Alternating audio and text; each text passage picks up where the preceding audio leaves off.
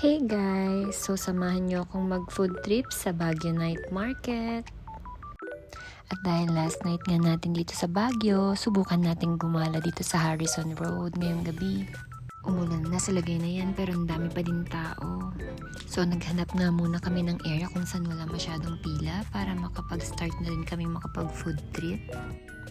At nag-start nga kami dito sa chicken skin na nagkakahalaga ng 50 pesos. Sumunod naman itong Hungarian sausage na nagkakahalaga ng 70 pesos each. Ayan nga't nahirapan pa ako sa pagkagat dahil sobrang init. Pero in fairness guys, masarap siya. Sumunod naman ang binatog na nabili natin sa halagang 40 pesos.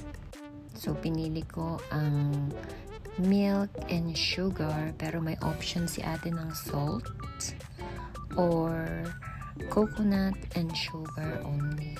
At dahil hindi naman nga halatang masarap yung sausage, ayan si Bunso. At next nga na binili namin is bitukang chicharon.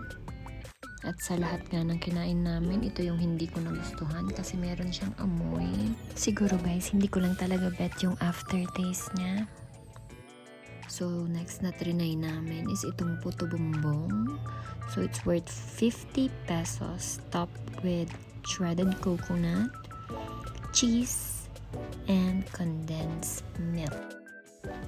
So for the taste test, ayan. Moment of truth.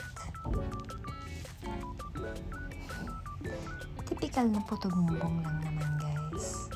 At dahil malamig na nga ang panahon, nag-decide na nga kaming pumila na din sa pinipilahang Korean stall para sa kanilang odeng with soup.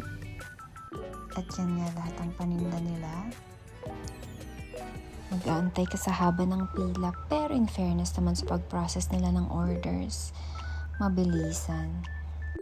Yan nga, prepare na nilang order namin. 20 pesos per stick yung odeng nila with soup, while 50 pesos naman yung tteokbokki with fish cake. In fairness guys, bagay na bagay sa malamig na panahon ng kanilang odeng soup.